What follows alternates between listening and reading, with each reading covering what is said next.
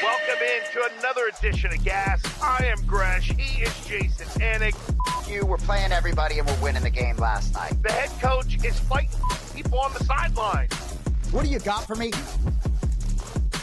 I know you're a part of Tight Pants Society. No f***ing play is that a gimme, right?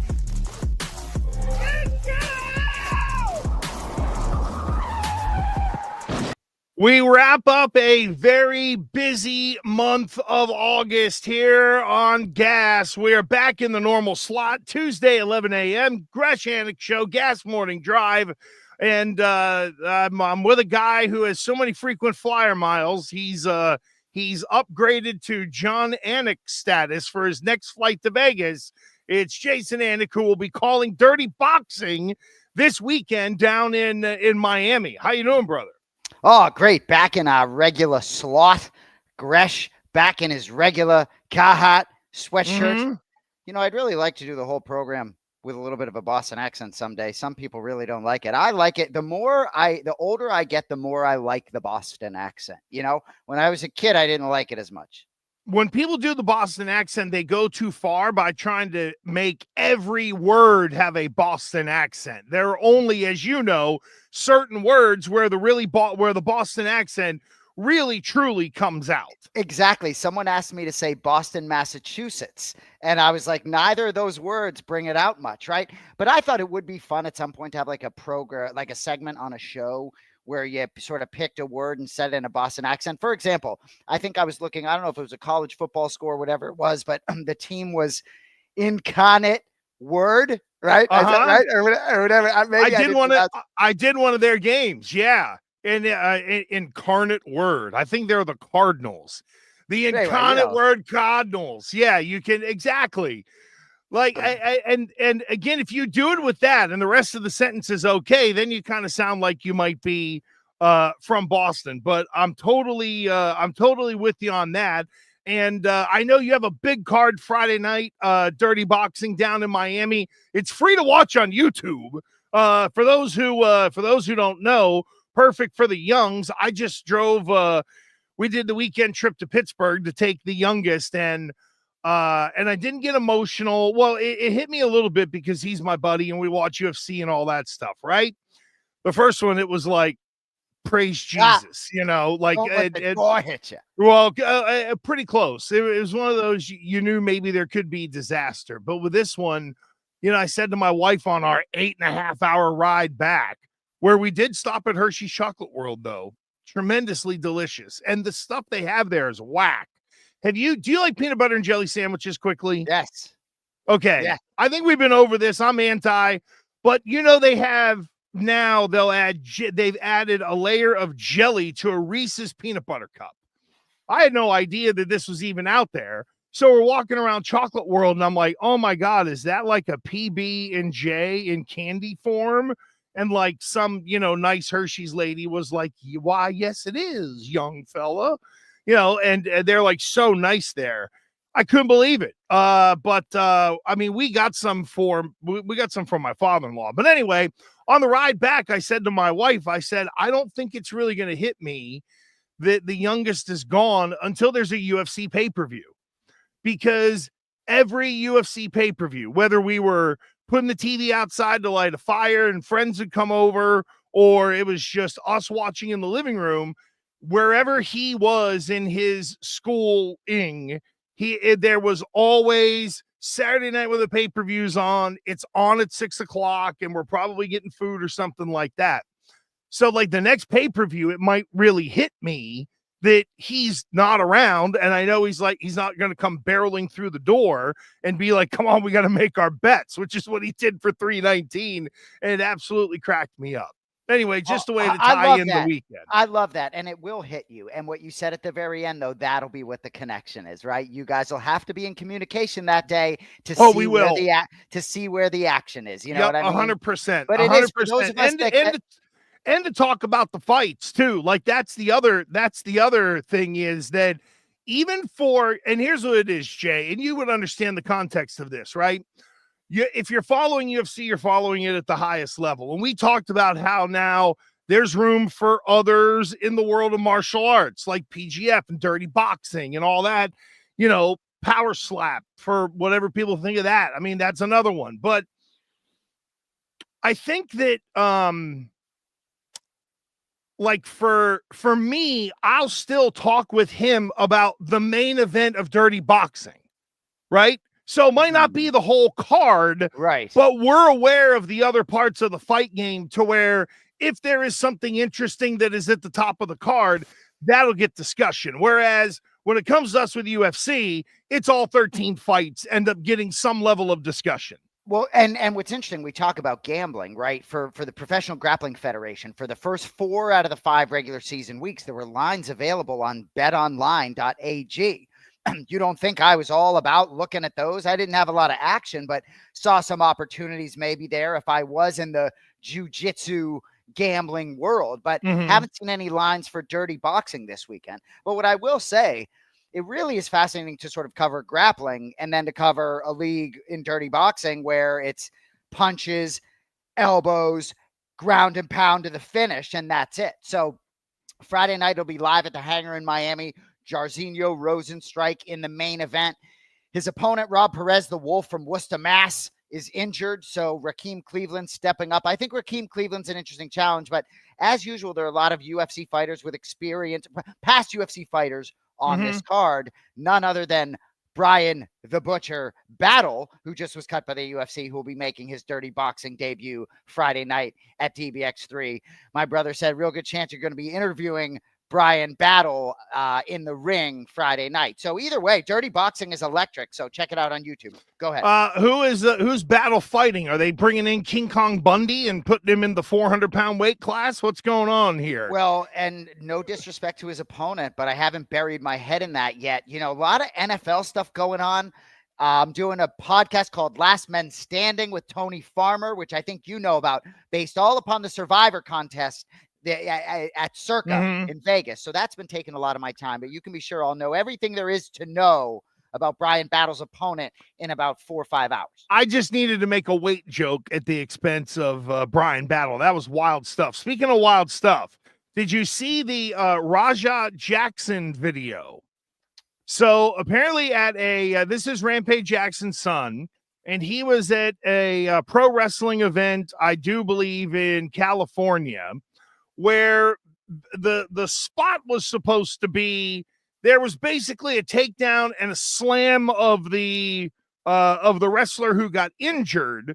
And I think it might have been like a German suplex or something, like it was some kind of suplex where it wasn't the safest thing from a pro wrestling standpoint. I love the pro wrestling world. And there are, like even Brock Lesnar did 15 German suplexes once on John Cena and did not injure him, right? So that's kind of wild when you think about it, because you're throwing a human being over your head. But anyway, Raja Jackson ended up kind of going too far. The guy was knocked out from hitting the mat and then took some punches and then basically fled the scene. I read the comments of Rampage. He put it out the other day, and there's just a lot going on there because it's supposed to be scripted, so therefore worked. And if your other person is unconscious, just like MMA, you don't hit the person. You kind of back off, and everybody kind of, in theory, should get that. What do you make of what you saw, Jay? I didn't see it. It was taken down. Was it not? It's not the easy, I'm sure Cody in the world he lives in, it's easy to find it, but I didn't go seek it out after I heard about it. The fact that Rampage came out, Cody's like in the chat, I mean, do you really want to see it? Maybe I don't. But either way, I mean, respect to Rampage for sort of maybe coming out and just being honest about how he felt about it. Certainly, as the father, I would toe the same line that Rampage does. But apparently the guy is doing okay after sort of being unconscious, so that's good. But Cody was saying about 16 unanswered shots. The guy lost all his teeth. It gets worse. It went too far, even in a scripted wrestling world. Let's put it this way: in the world of pro wrestling, one of the things that people sort of point to as a moment where WWE went too far was a match between The Rock and Mick Foley, where Mick Foley was handcuffed. Okay, that was the guy who jumped off the top of the cage with The Undertaker. He's handcuffed, and he took, I think it was 10 unprotected chair shots to the head. And you kind of can't fake that, and you could see the dents in the chair. Now, the guy survived, and that was supposedly worked, but went too far, and it made people uncomfortable. This was a flat-out assault where a guy went crazy. Like, Rampage's kid wasn't working, and even the suplex throwdown was pretty sloppy. Apparently, this guy might have lost all of his teeth. Like, you normally get one or two. It had to take people to run from the back to basically run out and tackle Rajah Jackson to get him off this guy, because he was just pounding this unconscious dude. It was pretty bad. I know that the cops are investigating. Yeah, if you want to see it, Jay, I have no problem playing it. It is what it is. So you've been warned, but really for me, discretion advised. Yeah. So this is scripted here. This part, watch this. No, that's not the way you do that.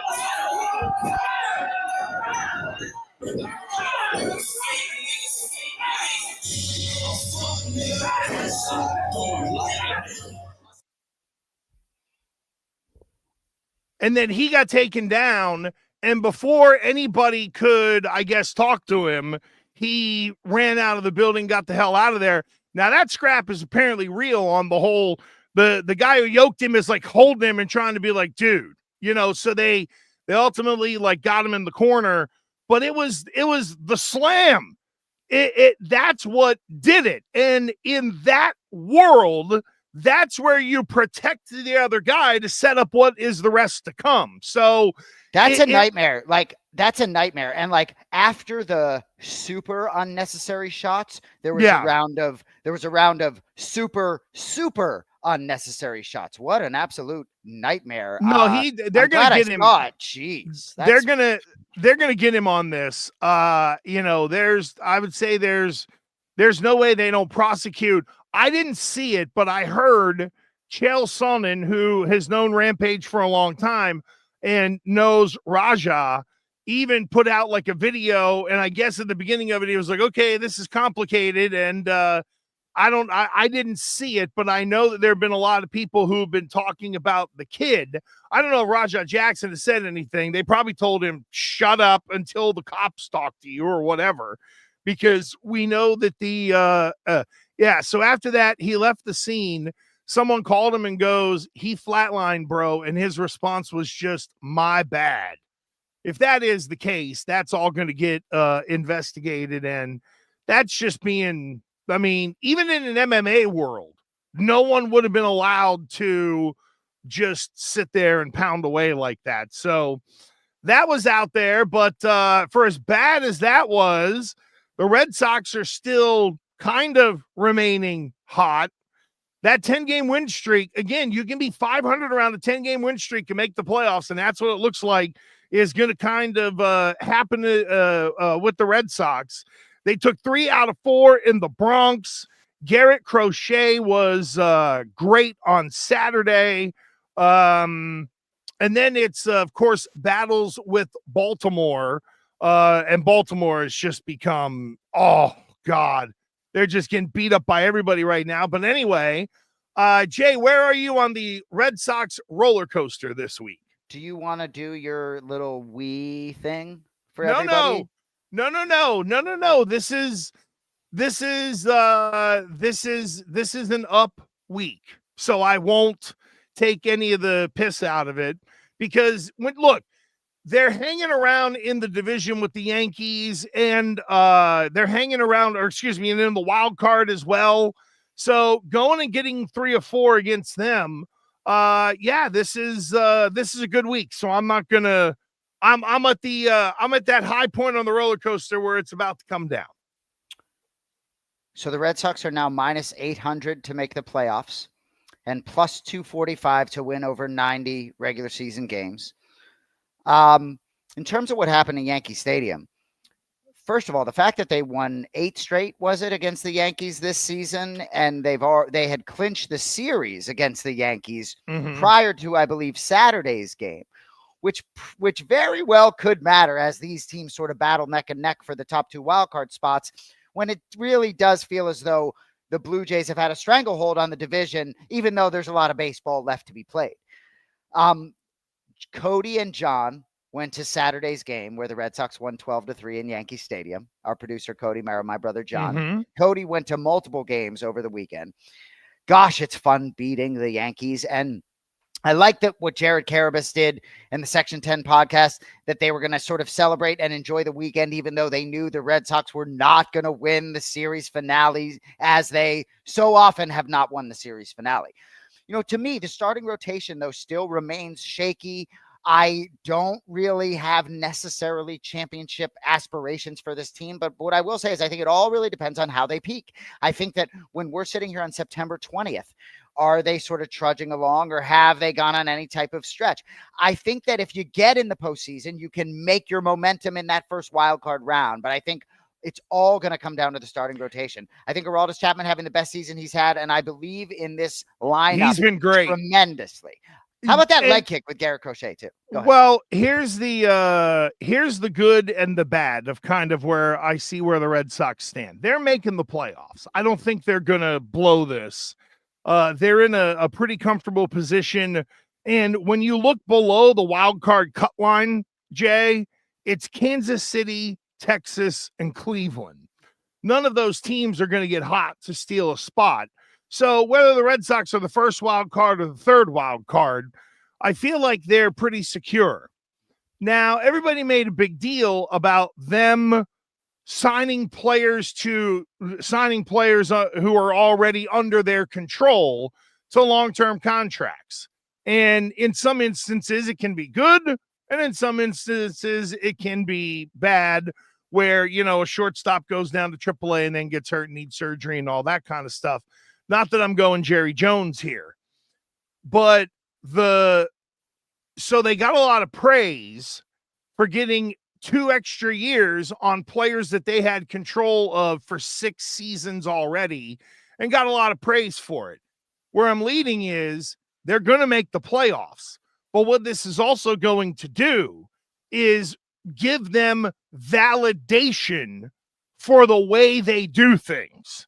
And long term, that's going to be the kick in the balls, because they're not just going to be able to buy people out of, you know, arbitration years and free agency. They're going to have to spend some real money at some point, because they still need a franchise player, like the way Aaron Judge is with the Yankees. I think that, like, there are a lot of really good players on the Red Sox and guys that you can admire, like Jarren Duran. But, you know, that, like, when we were younger, Jay, we knew we could turn it on, and we were seeing either Manny Ramirez or David Ortiz. Those kinds of guys, I think they're still on the look for, and they're hoping that Roman Anthony develops maybe into one of those. But at the end, turn on the TV and you're gonna see Roman Anthony. And and you know, we talked a lot about Alex Bregman, who, frankly, look at his numbers. Yes, they should have locked him up because he may demand more money. But there's a lot of different things, right? But in my mind, as a Sox fan, Anthony and Crochet both signed to team favorable deals. There he is with the Red Sox hat. Go ahead. Right. Cody was soaking it in this weekend down there in Yankee Stadium. How nasty was it? Well, it's my favorite place to watch the Yankees lose is Yankee Stadium. It's one of my favorite stadiums for that reason. But it's a fabulous stadium. Got to see it with Jason's brother John. It was an awesome time, great experience. But I wanted to just get on and share my experience from a first-hand perspective about this team and what you guys were saying. The energy of this team, I think, is palpable. You can feel it. They're all in the front of the dugout. Every single player, every time a base hit or some extra base hits happen, they're doing the airplane. You know, everyone in the stands doing the airplane dance. It's an amazing feeling. And like Jason said, you know, Crochet, I mean, he's as advertised. The guy's an absolute hoss. When he gets on the mound, he's got that kind of Kurt Schilling vibe, power pitcher, deliberate to the plate.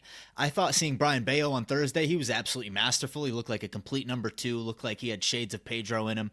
And I just wanted to share one thing. The guy that you're talking about,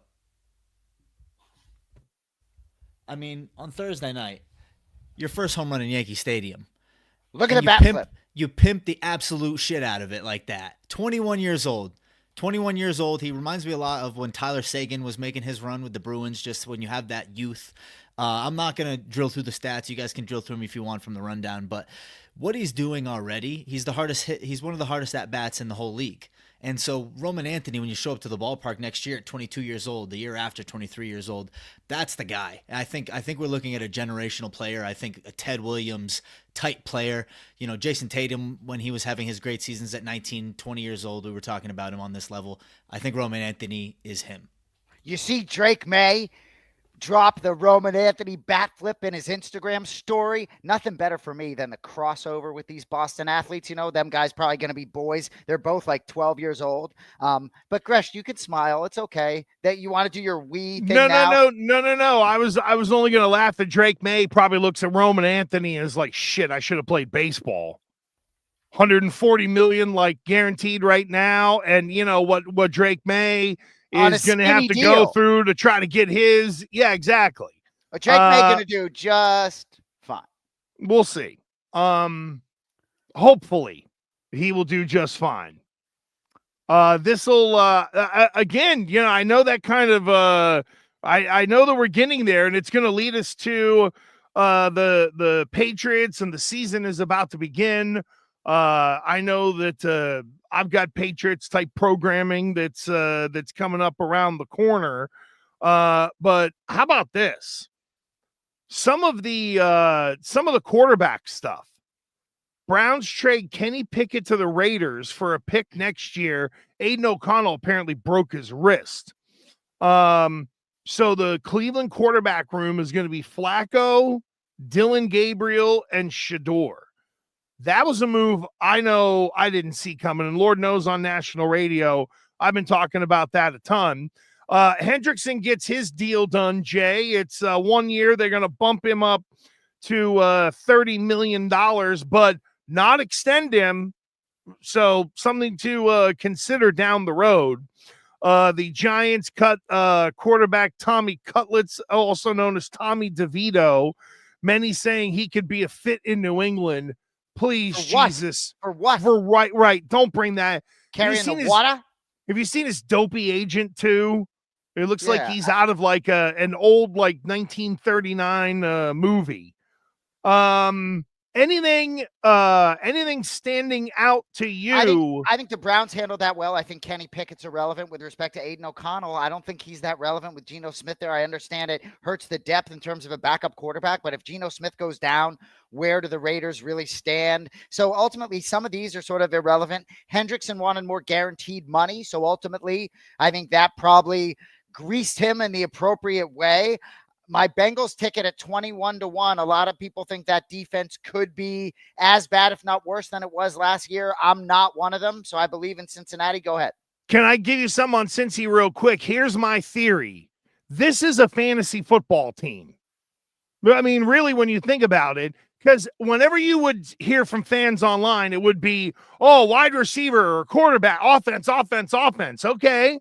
Well, since he has that. So let's see if just an offensive team, how far can they really go in the NFL against well-built clubs? They pulled it off once before where it was basically all offense. So, you know, maybe they can all find a way to come together and do it again. But I think the Bengals are an interesting study this year. So I want to ask you a question as we sort of transition into the Patriots talk, right? Because for those of you that are not familiar with NFL Survivor contests in general, you pick one team just to win the game every week, but you can't use the same team twice. And I want to talk to you a little bit about sort of the NFL from this Survivor angle as we transition into the Patriots. So in this circa Survivor contest in Vegas, you have to have boots on the ground to enter this thing, right? Last year, the winning nut was 14.2 million. They expect it to be 20 million this year, Gresh. It's growing exponentially. When you win it, you'll leave us, as you should. I love your manifestation. You're totally on my train, and I love it. So what's interesting, Gresh, though, is that Thanksgiving is its own week. those 4 games. Mm-hmm. And Christmas is its own week, which makes Mm-hmm. it very, very challenging on a number of different levels. So I could bore you with all the details. My takeaway from talking to all these sharps last week, I was at this sort of Radio Row thing, talking to guys that have won it. I mean, just give me all of this. You know how much I love the NFL. You would have been hip to it. We need to talk about potentially having some entries. But what I want to talk to you about is the whole thing that my takeaway is these guys are trying to zig when everybody else is zagging. So I want to ask you, sort of a couple weeks out or wherever we are. At one point, I was telling you that, the Raiders scared me. Pete Carroll, Geno Smith, them coming in. I kind of like the 3 points, right? We met a guy out there that maybe likes the Patriots a little bit in the Survivor contest, -3. And I had you in my head because I thought you were pretty bullish on the Patriots week 1. There's so many varying opinions. So before we sort of get into the rats or whatever it is, I know we're still 2 weeks out, but where are you in terms of just week 1, in terms of how bullish you were versus where you are today? I love the spot. So that is a part of it, right? I don't think there's a massive difference between New England and Las Vegas. But I'll say this. Vrabel, week 1, at home, guy who's been there before, understands what it means. Also, I think for new head coaches, that first win, especially at home, is one that you hope is a tone setter for the year. And I just really believe that, when you look at what is the strongest part of the Patriots defense? Oh, good question. A lot of strengths. The secondary or the line, perhaps? It's their defensive line. So you're going to have a team that's going to want to come in and run the ball with Ashton Genty, no question. So if Gonzo is back, there really isn't a wide receiver that you have to worry about with the Raiders, right? It's probably Jacoby Myers, who's Brock trying to Bowers get that. Is a problem. But that's where I was getting to is the way the Patriots play with their safeties. They're going to have to hit Bowers at the first level, have somebody grab him at the second level, and have a safety ready for him if he ends up getting to the third level. So if you slow down the run, which I think Vrabel and crew will very much hone in on, is they'll load up to stop the run, force Geno Smith to make throws he's going to try to force it to the tight end. So I think Vrabel will go down the road of the Bill Belichick theory of we're not going to let their best player beat us. So they're going to put resources on Bowers, and if the defensive line has a day and they slow down the run game, I just don't know how much offense the Raiders are going to be able to generate. And even though I have not dived into the pool completely like some have, I'm not criticizing, but with Drake May, offensively, they'll be good enough to move the ball against a Raiders defense that is very early in a rebuild and not that good. I know the Patriots O-line has struggled, but that game could be 17-3 when it's all said and done. I hear you. I like the under, even without looking at it. So it sounds like as of today, you're pretty much as bullish as you were without doing a deep dive as it gets closer. Yeah. I think, they got some O-line issues. They got people to move around, though. So that is good. Also, this is going to be a busy week. I think in terms of transactions for the Patriots, not only you're setting up your practice squad, who are you putting on the practice squad, and what people become available? Do they feel like they need to go trade for offensive line help? I think they're settled in with the group they have. I'm not sure if Bradbury starts at center. My thought is, not having really done the deep dive, my thought is you go rookies on the left side, veteran at center, Onwenu at right guard, and then whether it's Moses or whomever at right tackle. That's what I think they kind of go, because I think having the kid from Georgia, having Wilson at left guard, gives you the kind of beef in the middle that I think you need nowadays, right? Not that we've gone back to the Nate Newton size guards of like 350 pounds, But Mike Onwenu is a guy who pushes that sometimes, and you slide him. You can slide him inside, and he's good enough to really help you in terms of. He's really good in terms of keeping that middle so that May doesn't have the happy feet and want to move around. So I was going to sort of parlay and get on top of your point, but Cody just said rumors of a Kyle Duggar to the Raiders for Jacoby Myers trade. There's been a lot of rumblings about Kyle Duggar and sort of his fit in this Mike Vrabel defense. Gosh, I've liked a lot of what I've seen out of him as a player. Jacoby Myers, certainly we perhaps would have liked to see him signed when the Patriots have gone in other directions. Your thoughts on that rumor? We don't know the merit behind it. That'd be a terrible trade for the Raiders. That to me sounds like fan rumor from the fringe guys that sort of cover the Patriots and things like that, because it doesn't make any sense for the Raiders. It would be taking away their best, even though it's only Jacoby Myers, it's their best wide receiver for a safety. Now, that's tough unless that is a true impact safety. And I think, and I can check because I pulled up team stuff right here, I think they have Jamal Adams already on that roster. And if they do, to me, those guys would play similar. So I don't. Just a question for you from a Patriots standpoint. Yeah. It sounds like you would like it from a Patriots standpoint. Gosh, I'm so interested to see how that wide receiver, not only how the room shakes out, but just how the reps shake out on the field. But you think the Patriots, I mean, I like Jacoby's game. You can be sure I think he'd fit well. Yeah. There's no reason for the Raiders to move on from him. I hear you, but I'm just asking you from a Patriots standpoint. Oh my God, it'd be a steal, So this was Myers. Myers requested a trade. They tried to renegotiate his deal and it didn't work. So he did the trade request. They're apparently not going to honor it. Oh, that's the old Richard Sherman at the Hertz counter joke. So everybody loves to play that. Airport. Larry Fitzgerald, that's what he said. Yeah. Oh, Larry Fitz. Oh, I really do believe there is a spot somewhere for Duggar in the league. This is one of those. Definitely. This is one of those deals where the guy can still play. It's just this scheme and this coaching staff. It doesn't fit him. So I can understand the moving on. I don't know if there are friends of Belichick around anywhere.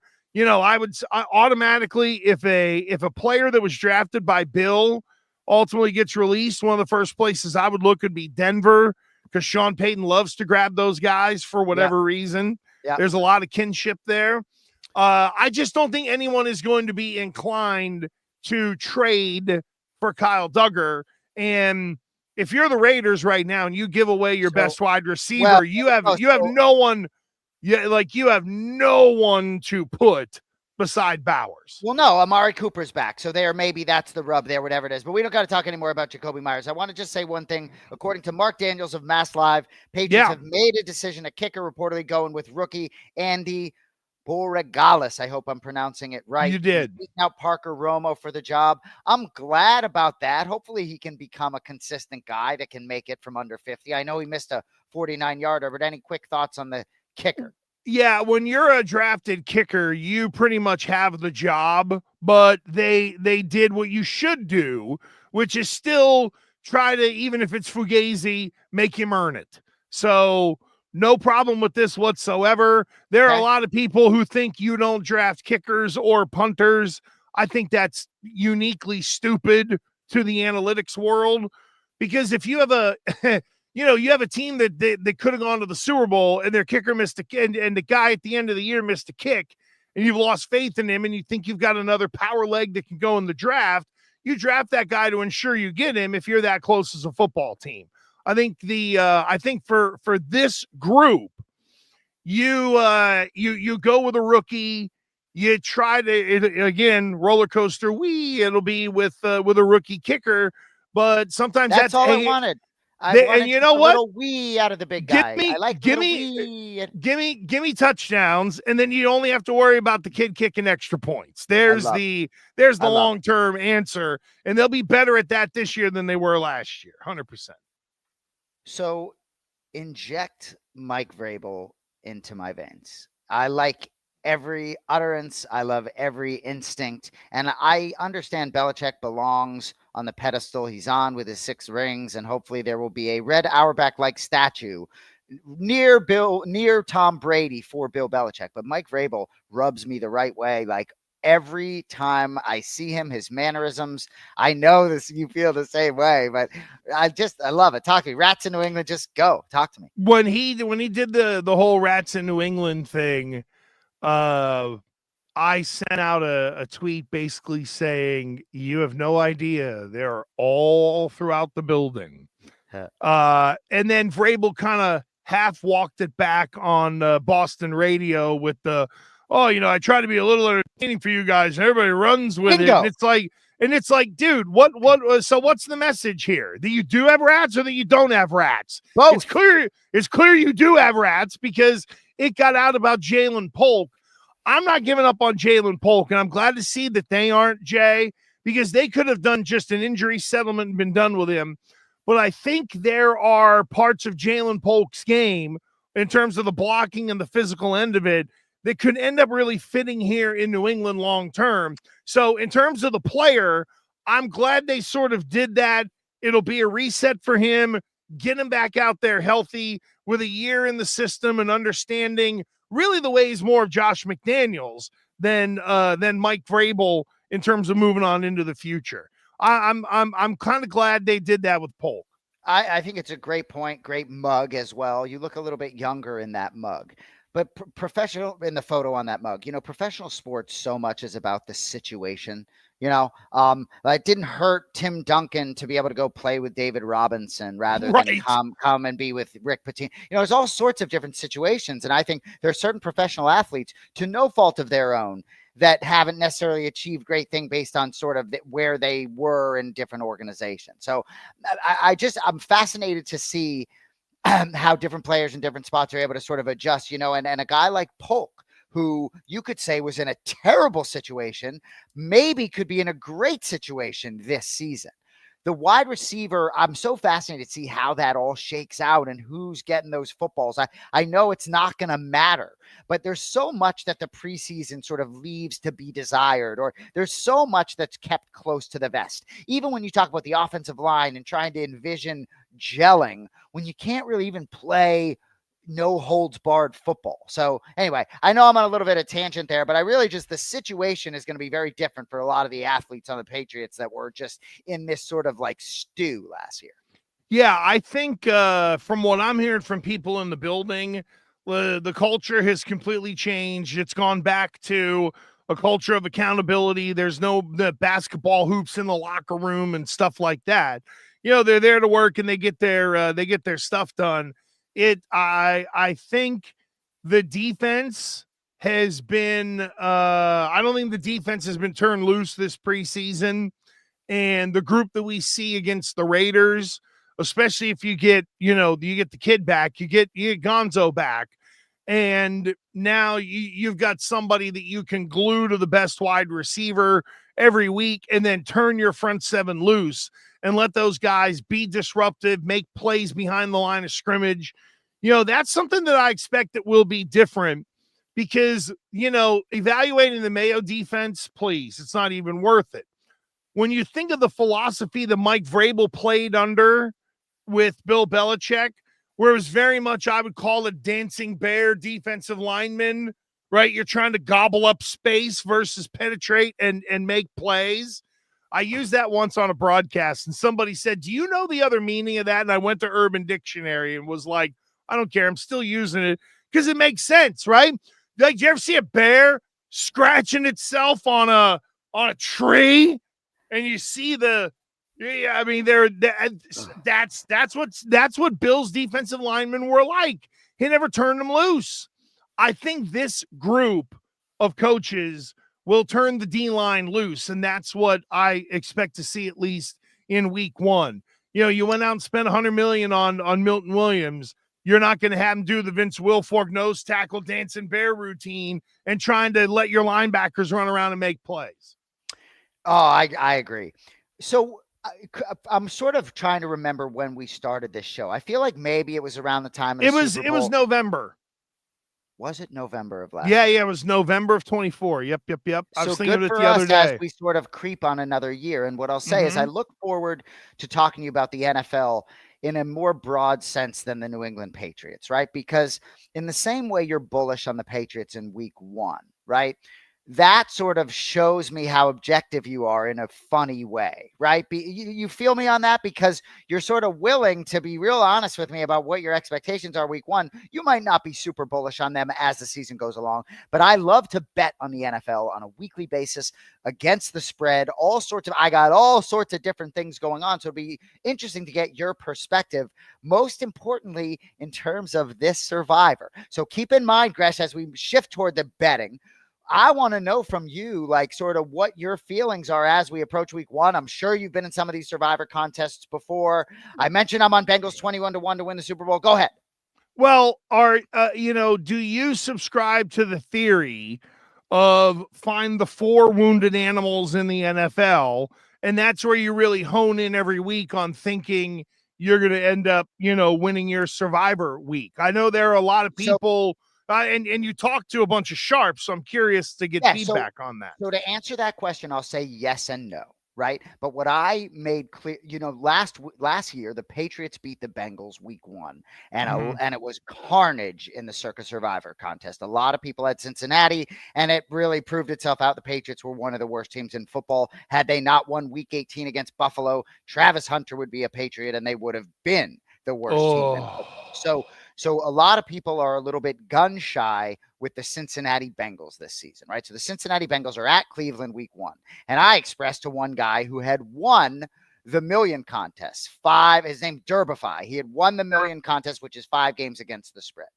And what he told me as the conversation went along, that I have a bias now against the Cleveland Browns, right? Now, granted, he's picking games against the spread, but so that's what I'll tell you to answer. Yes. Am I looking perhaps to fade teams rather than bet on teams? Yeah, because if I bet against the Browns every week and they lose 14 games, they're going to lose to a different opponent each week. That falls very well on me. But back to what I said earlier about zigging when other people are zagging.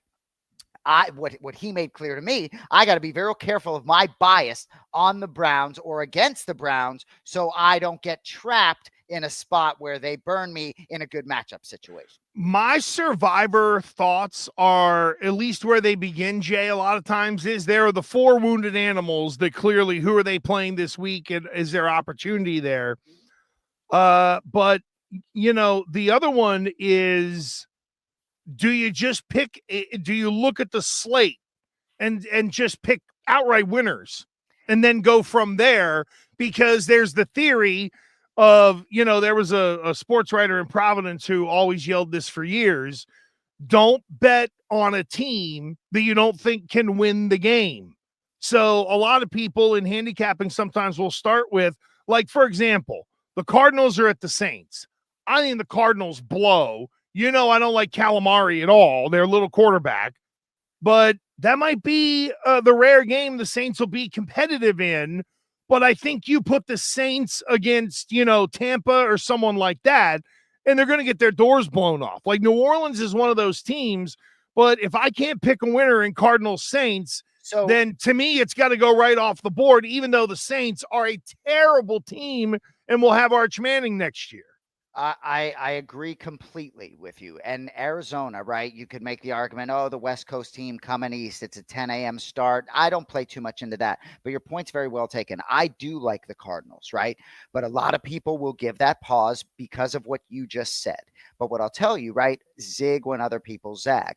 I don't expect there will be as many people in the contest on the Cardinals, given some of the things you laid out, whereas Bengals maybe at the road or Eagles hosting Cowboys. Most popular play, biggest favorite right now is the Broncos at home hosting the Titans, right? So what I tell you is, while the Cardinals give me pause as well, even though I look to fade the Saints this season, I may look at the Cardinals week 1 because I think there will be some people laying off and you might be able to get one over on the field. Well, it's one of the things that I was trying to Google search, but my laptop is jacked up. Like the A and the 1 doesn't work. But I wanted to look up how many number 1 overall pick quarterbacks won their first game. Because everybody is doing it's Cam Ward's first game. You know, the rookie quarterbacks struggle anyway. Normally, you're not winning the first time out, especially going on the road to the Broncos. So I understand why the Broncos are big money. Look, the 49ers early always intrigue me because they're healthy. I'm going to get the best version of the 49ers from a health and on-field standpoint early in the year. So look at the 49ers Seahawks, where for me, I'm not a big Sam Darnold fan. I think he had the right year to go get paid, but that would be a game that I would look at because I agree. But you're getting the San 49ers. Francisco's not healthy. I agree, but they're not healthy. They just traded for another running back because of how unhealthy they are. They got like 5 or 6 unhealthy running backs there. You know, Ayuk's not there yet, but your point overall is well taken. And I do agree with you. I lean on that side because nobody likes fading Sam Darnold more than AG to the third power and me. Oh yeah. I mean, it was a Cinderella story last year, which is why it goes poof. I'll tell you what I don't like betting on are these season opening games in other countries. I feel like that's too much of a it's too I can't wrap my head around it from a handicapping standpoint. Like taking these guys, flying them all down there, all the bullshit they go through down there. God forbid your quarterback drank the water and he's got the trots, you know, like there's all kinds of wacky stuff that can happen. You know this, your brother travels international all the time. One wrong glass of water and you're crapping your pants for a month. Well, I think it's a really interesting point. And the Chiefs-Chargers is the Brazil game, if I'm not mistaken. And I think it's interesting because I think that's probably the hardest game for me to handicap on the board. And the international component. But what I'll say is, as the season goes along, I feel like sometimes those London games, those early games on Sunday morning, you feel like you can get one up on the field. And I feel as though sometimes there are some things you can point to in matchups there, right? Whether it's Jacksonville, they play there all the time. You know, I don't know how successful they've been, but those international games are very tough to handicap, but I'll be looking to sort of try to pick one up on the field there as we move into the season. Yeah, and it's interesting because I think there's a lot of different strategies and thought processes that can go to the Survivor in particular. You know, the psychology of betting Survivor versus betting a super contest so different, you know, and it's and that's the fun of I like the Survivor contest more than the super contest. I don't know where you're at on that. Well, we've always done, you know, the super contest is what it's called at Westgate. Circa hates when we call it the super contest nowadays, right? Because they have the big one, right? But yes, I agree with you completely. This is the first year where John and I are really getting into the Survivor as opposed to 5 games against the spread. 5 games against the spread is fun. For me, it's like going fucking bowling. Do you know what I mean? Like, It's just fun. But in terms of trying to make money, I believe the Survivor is the best case. And Gresh, I'm a little disappointed. We need to connect. I want you and me to maybe at least have one entry together for some juice on the show. I know you're down. We got some vending machines going. Let's go. You're working every day. You got to go to work right now. That is true. I got to shuffle off to Mad Dog Radio, where a lot of the stuff that we kind of covered today. I mean, you know, yesterday the Terry McLaurin deal broke right before I went on.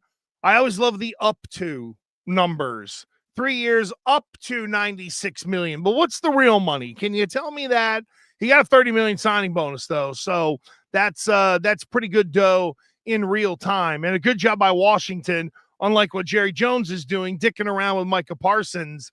Oh, by the way, prediction, Thursday morning, we are going to hear Jerry finally caved and gave Micah his deal, but he dragged it out because he wants to, because he's an egomaniac. And just like Dak Prescott right on the start of the season, you know, on the night where the Eagles hang a banner, right? On a night where the Eagles hang a banner, Right. the news will be hijacked by Jerry Jones and them announcing that that deal is done with Micah Parsons on September 4th, the morning of the first game. I love it. I co-sign 100%. I brought that up on another show. I said Sunday morning, and someone was like, no, Thursday morning, right? Thursday, that's right. Thursday morning, it'll get done. We'll hear rumblings Wednesday night from Adam Schefter, I'm sure. All right, folks, there is another edition of Gas in the Books. Make sure you're subscribing to us on YouTube at The Real Gresh, and you can see us live on our Twitter and Instagram, and we're out there, people. But I got someone calling me to plug in, so I got to scoot. Jay, thanks a bunch. Have a great night on Friday night with Dirty Boxing, and we'll see you here next week with another edition of Gas.